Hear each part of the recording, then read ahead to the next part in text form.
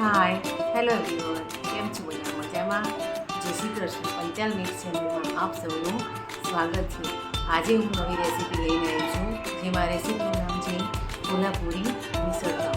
ચાલો કોલ્હાપુરી મિસળ પાવ બનાવવા માટે કઈ વસ્તુઓની જરૂર પડે અને કેવી રીતે પાવ બનાવવા એની આપણે રીત જોઈ લઈએ.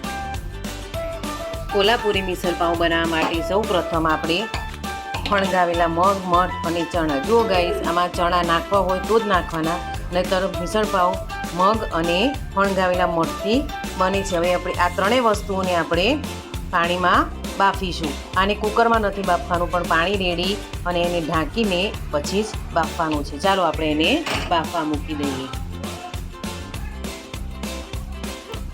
કોલ્હાપુરી મિસળ પાવમાં આપણે આ જે બાફીશું એના પાણીની જરૂરત છે, એટલા માટે આપણે એને આ રીતે બાફવાનું છે. હવે એમાં એડ કરીશું નમક. 1 ચમચી જેટલું એમાં નમક એડ કરીશું અને એને બરાબર હલાવી લઈશું. હવે આને ઢાંકીને આપણે બાફવા મૂકીશું. તેને બાફાતા લગભગ 15 થી 20 મિનિટ જેવો સમય લાગે છે.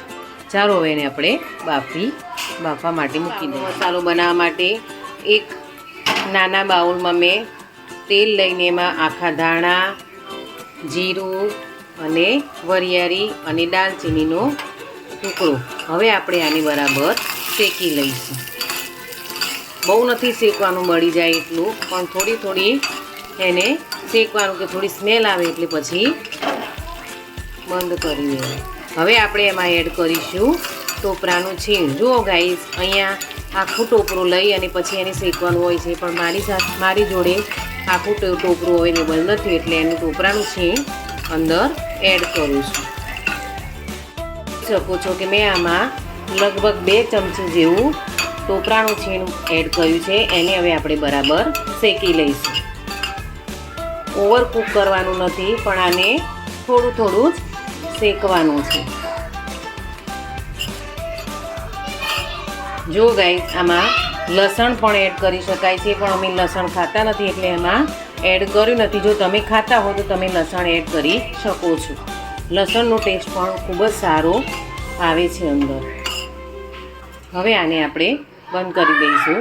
બરોબર શેકાઈ ગયું. સો ગાઈસ, હવે ગેસ ઓન કરી એની ઉપર આ રીતનું મૂકી અને એમાં આપણે આ ડુંગળીને મૂકીશું. જો ડુંગળીને છાલ કાઢવાની નથી, છાલ સાથે જ પણ એને શેકવાની છે.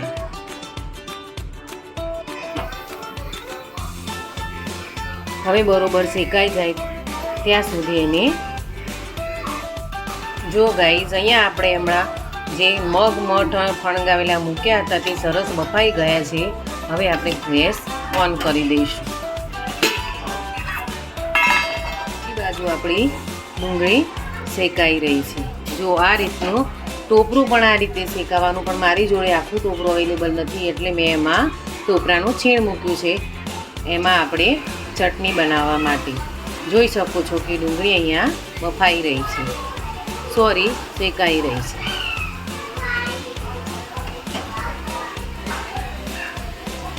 જોઈ શકો છો કે આપણી હવે ડુંગળી શેકાઈ ગઈ છે. હવે ચાલો હવે આપણે આ રીતની ડુંગળીને શેકી લેવાની. ચાલો હવે આપણે આગળની પ્રોસેસ કરી લઈએ. જો ગાઈઝ, હવે સૌ પ્રથમ આપણે આ જે મસાલો શેક્યો હતો એને આપણે ક્રશ કરી લઈશું. આ મસાલો ખૂબ જ મહત્વનો છે કોલ્હાપુરી મિસળ પાવ માટે.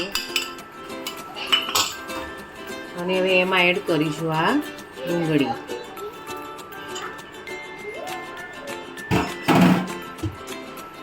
સહેજ પાણી રેડી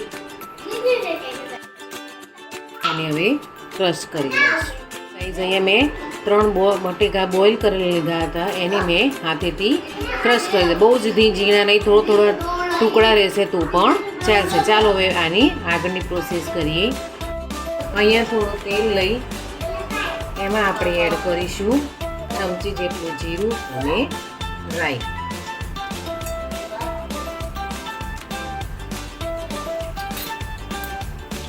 હવે એમાં એડ કરીશું લીલા મરચાં, એડ કરીશું હળદર. હવે એડ કરીશું આ ક્રશ કરેલા બટેકા.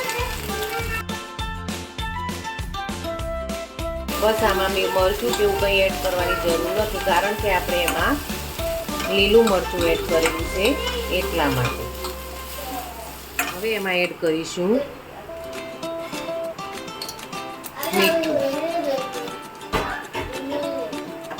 હવે ગેસ બંધ કરી દઈશું. હવે એને બીજા બાઉલમાં ટ્રાન્સફર કરી દઈશું. જો ગાઈઝ, હવે આ મેં જે બાફ્યા હતા એને મેં અલગ કરી દીધા છે, પણ એનું પાણી ફેંકવાનું નથી, એનું પાણીનો આપણે ઉપયોગ કરવાનો છે, એટલા માટે અલગ કર્યું છે. ચલો હવે આપણે આગળની પ્રોસેસ કરીએ. જો ગાઈઝ, ફરીથી જે બાઉલ લીધું છે એ બાઉલમાં આપણે થોડું તેલ રેડીશું.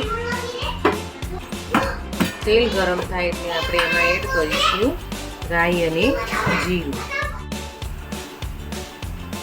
એમાં એડ કરીશું થોડી હળદર. જે બાકી તો એમાં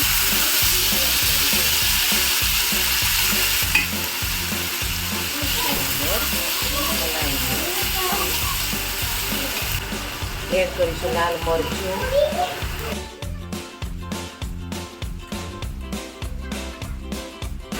ધાણા જીરું, નમક. હવે એની બરાબર હલાવી. હવે આ જે થોડું પાણી છે એને બળવા દઈશું.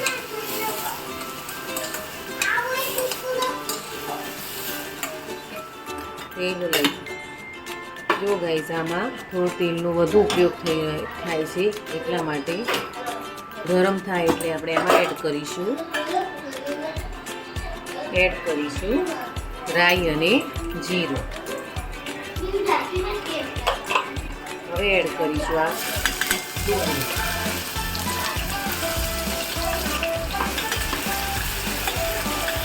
ડુંગળીને થોડી ટ્રાન્સપરન્ટ થવા દઈશું. એડ કરીશું હળદર, ધાણા જીરું પાવડર, લાલ મરચું,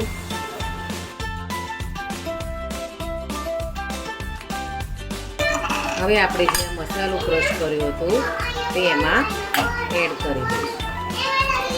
હવે એને બરાબર શેકીશું, જેથી એમાંથી બરાબર તેલ છૂટું ન પડે ત્યાં સુધી.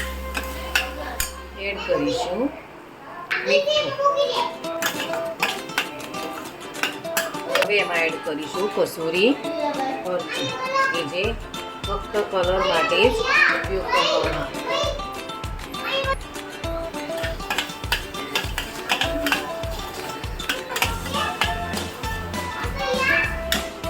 જોઈ શકું છું કે તેલ બધું અલગ થઈ ગયું છે. હવે જે આપણે જે પાણી ગાળ્યું એ એમાં એડ કરીશું. હવે એને ઉકળવા દઈશું 10 મિનિટ.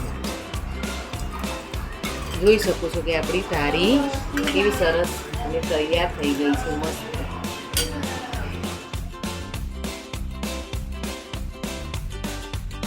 સૌ પ્રથમ આપણે એમાં એડ કરીશું આ બટેકાનું જે ક્રશ કર્યું હતું તે.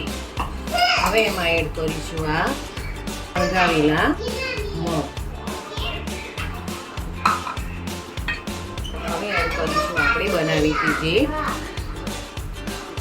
તારી.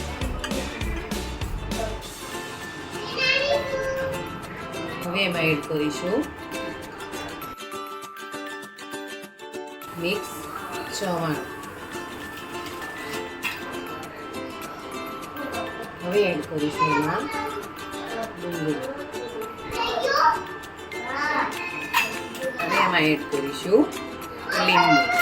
જોઈ શકો છો કે આપણું મિસળ પાવ કેવું સરસ અને દેખાવમાં પણ મસ્ત અને ખાવામાં પણ એટલું સરસ છે. તમે પણ ટ્રાય કરજો, બહુ સુંદર બને છે ગાઈઝ, બહુ જ મસ્ત લાગશે ખાવામાં.